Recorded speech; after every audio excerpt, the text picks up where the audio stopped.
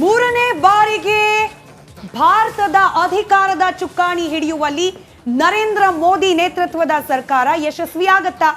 ಅತಿ ದೊಡ್ಡ ಪ್ರಶ್ನೆ ಆಗಿರೋದು 400 ಪಾರ್ ಅನ್ನೋ ಘೋಷಣೆಯೊಂದಿಗೆ ಇಡೀ 543 ಕ್ಷೇತ್ರಗಳ ಚುನಾವಣಾ ಪ್ರಚಾರದಲ್ಲಿ ಅಬ್ಬರದ ಭಾಷಣಗಳನ್ನ ರ್ಯಾಲಿಗಳನ್ನ ಮಾಡಿದ ಮೋದಿ ಮಾತನ್ನ ಮತದಾರ ಮಹಾಪ್ರಭು ಕೇಳಿದ್ದಾನ?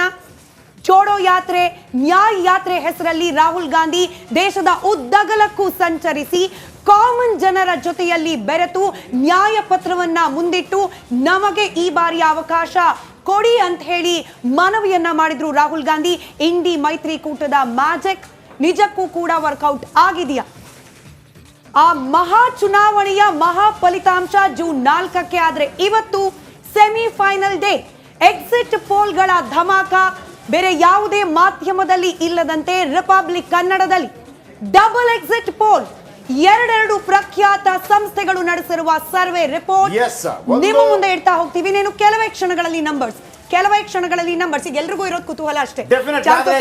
ಎರಡು ಎಕ್ಸಿಟ್ ಪೋಲ್ ನಿಮ್ಮ ಮುಂದಿರುತ್ತೆ. ಎರಡು ಎಕ್ಸಿಟ್ ಪೋಲ್ ಅಂದ್ರೆ ಕೆಲವೊಮ್ಮೆ ಏನಾಗಿರುತ್ತೆ, ಒಂದು ಎಕ್ಸಿಟ್ ಪೋಲ್ನ ಬಗ್ಗೆ ಕೆಲವು ನಂಬಿಕೆಗಳು ಅಪನಂಬಿಕೆಗಳು ಇರುತ್ತೆ. ಹಾಗಾಗಿ ಎರಡು ಎಕ್ಸಿಟ್ ಪೋಲ್ಗಳ ಫಲಿತಾಂಶವನ್ನು ನಿಮ್ಮ ಮುಂದೆ ನೀಡ್ತಾ ಹೋಗ್ತೀವಿ.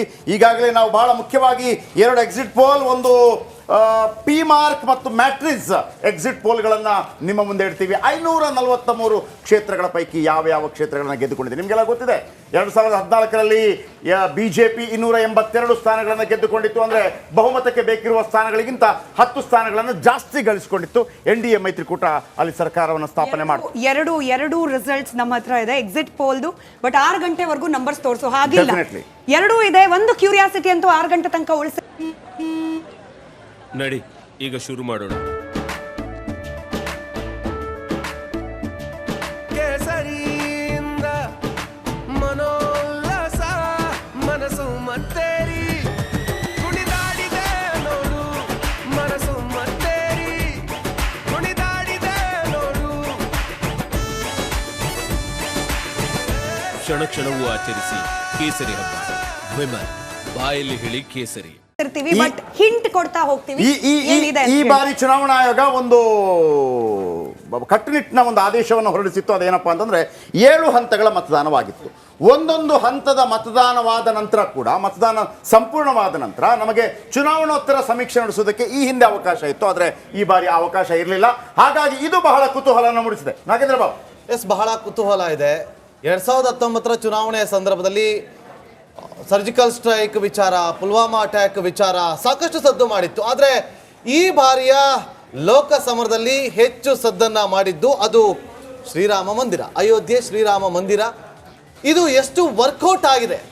ಒಂದೊಂದು ಟಾಪಿಕ್ ಇಟ್ಕೊಂಡು ಪ್ರತಿ ಬಾರಿಯೂ ಕೂಡ NDA ಒಕ್ಕೂಟ ಅದರ ಟಾಪಿಕ್ ಮೇಲೆ ವರ್ಕೌಟ್ ಮಾಡ್ತಾ ಹೋಗುತ್ತೆ. ಆ ಒಂದು ಸ್ಟ್ರಾಟಜಿಯನ್ನು ಕೂಡ ಮಾಡ್ತಾ ಹೋಗುತ್ತೆ.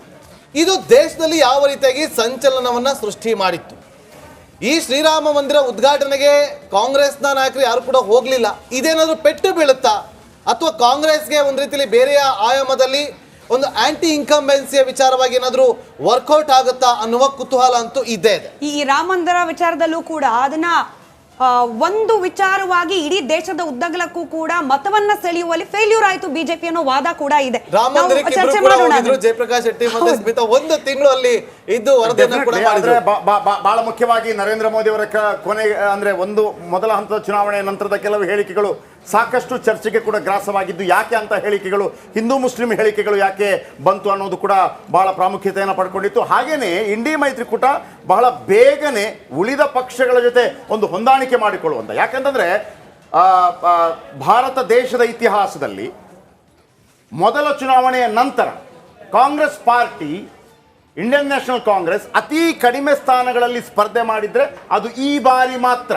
300ಕ್ಕಿಂತಲೂ ಕಡಿಮೆ ಸ್ಥಾನಗಳಲ್ಲಿ ಸ್ಪರ್ಧೆ ಮಾಡಿ ಉಳಿದವರಿಗೆ ಅವಕಾಶವನ್ನು ಬಿಟ್ಟುಕೊಟ್ಟಿತ್ತು. ಯಾಕೆಂತಂದ್ರೆ ನಿಮಗೆ ನೆನಪಿರಲಿ, ಕಳೆದ ಬಾರಿ ಕೂಡ ಅತಿ ಹೆಚ್ಚಿನ ಪರ್ಸೆಂಟೇಜ್ ಆಫ್ ವೋಟ್ ಇತರೆ ಪಕ್ಷಗಳಿಗೆ ಹೋಗಿತ್ತು. ಸೊ ಆ ಪಕ್ಷಗಳ ಜೊತೆ ಹೊಂದಾಣಿಕೆ ಇಂಡಿ ಮೈತ್ರಿಕೂಟ. ಆದರೂ ಕೂಡ ನಿತೀಶ್ ಕುಮಾರ್ ಅವರು ಕೊನೆಗಳಿಗೆಯಲ್ಲಿ ಇಂಡಿ ಮೈತ್ರಿಕೂಟದಲ್ಲಿ ಉಳಿಲಿಲ್ಲ, NDA ಮೈತ್ರಿಕೂಟಕ್ಕೆ ಹೋಗಬೇಕಾಗುತ್ತೆ. Yes Srilakshmi. Yes, thank you for allowing me to speak Jayaprakash Shetty. ಇದರಲ್ಲಿ ಈ ಸಾರಿ 400 ಪಾರ್ ಅಂತ ಮೋದಿ ಅವರು ಅನೌನ್ಸ್ ಮಾಡ್ಬಿಟ್ರು. ಅಬ್ಕಿ ಬಾರ್ 400 ಪಾರ್ ಅಂತ. ಪ್ರಶ್ನೆ ಅಂತಂದ್ರೆ ಇಲ್ಲಿ ಬೇಸಿಕ್ ನರೇಟಿವ್ ಗೆಲ್ತಾರೋ ಇಲ್ವೋ ಅನ್ನೋದ್ರಿಂದ ಶುರುವಾಗಲೇ ಇಲ್ಲ. ಈ ಸಾರಿ ನರೇಟಿವ್ ಶುರುವಾಗಿದ್ದೆ ಅಬ್ಕಿ ಬಾರ್ 400 ಪಾರ್ ಅಂತ ಶುರು ಮಾಡಿದ್ರು. ಈಗ ಪ್ರಶ್ನೆ ಇರೋದೇನೆ 400 ಪಾರ್ ಆಗುತ್ತಾ ಇಲ್ವಾ ಅಂತ. ಪ್ರಶಾಂತ್ ಕಿಶೋರ್ ಒಂದ್ ಕಡೆ ಹೇಳ್ತಾರೆ ಇಲ್ಲ 400 ಪಾರ್ ಆಗಲ್ಲ ಅಂತಾರೆ.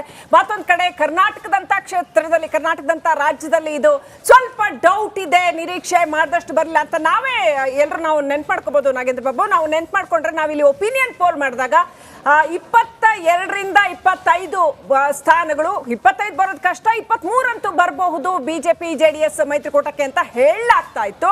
ಆದರೆ ಕೊನೆಯ ಹಂತಕ್ಕೆ ಬರೋ ಅಷ್ಟೊತ್ತಿಗೆ ನೆರೆಟಿವ್ಸ್ ಬಹಳ ಚೇಂಜ್ ಆಯ್ತು. ಎಲೆಕ್ಷನ್ 2-3 ದಿನ ಇದೆ ಅನ್ನುವಾಗ ಕರ್ನಾಟಕದ ಮಟ್ಟಿಗೆ ಸಾಕಷ್ಟು ಒಂದು ಅಂಡರ್ ಕರೆಂಟ್ ಡಿಫ್ರೆಂಟ್ ಆಗಿತ್ತು ಅಂತ ಹೇಳಲಾಗ್ತಾ ಇತ್ತು. ಸೊ ಗೊತ್ತಿಲ್ಲ, ಮೊದಲಿನ ಹಾಗೆ ಬಹಳ ಈಸಿಯಾಗಿ ಬಹಳ ಪ್ರಿಡಿಕ್ಟೇಬಲ್ ಅಂತೇನು ಇಲ್ಲ.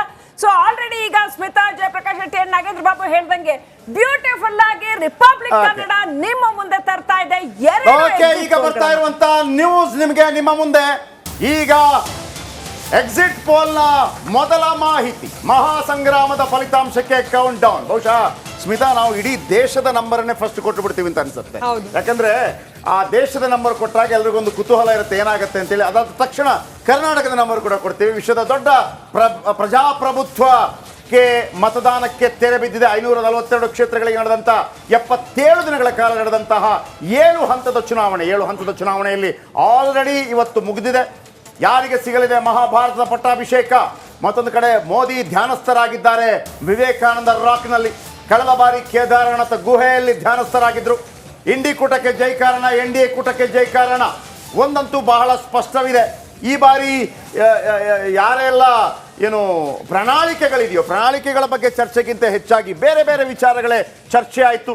ನರೇಂದ್ರ ಮೋದಿ ಅವರು 176 ರ್ಯಾಲಿಗಳನ್ನು ಮಾಡಿದ್ರು. 176 ರ್ಯಾಲಿಗಳು ಮಾಡಿದ್ರೆ ಅಮಿತ್ ಶಾ 128 ರ್ಯಾಲಿ ಮಾಡಿದ್ರು. ಪ್ರಿಯಾಂಕಾ ಗಾಂಧಿ 104 ರ್ಯಾಲಿ ಮಾಡಿದ್ರು. ರಾಹುಲ್ ಗಾಂಧಿ 103 ರ್ಯಾಲಿ ಮಾಡಿದ್ರು.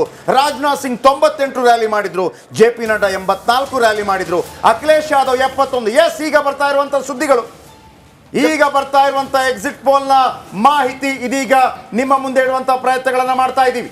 ಜಯಪ್ರಕಾಶ್, ನೋಡಿ, ಈ ಬಾರಿ ಒಂದು ಪ್ರಮುಖವಾದಂತ ವಿಚಾರ ಅಂತಂದ್ರೆ ಒಂದು Congress guarantee versus Modi guarantee ಅಂತೇಳಿ. ಈ ಯಾರಿಗೆ ಮತದಾರ ಗ್ಯಾರಂಟಿ ಕೊಟ್ಟಿದ್ದಾನೆ ಅನ್ನೋದು ಇನ್ನು 3 ದಿನ ಗೊತ್ತಾಗುತ್ತೆ. ಈಗ ನಾವು ತಿಳಿಸ್ತಂತ ಎಕ್ಸಿಟ್ ಪೋಲ್, ನಮ್ಮ ರಿಪಬ್ಲಿಕ್ ಕನ್ನಡದ ಅತಿ ದೊಡ್ಡ ತಂಡ ಕ್ಷಣದ ಎಕ್ಸಿಟ್ ಪೋಲ್ ನ ಮಾಹಿತಿಯನ್ನ ಕೊಡೋದಕ್ಕೆ ಗಮನಿಸಬಹುದು.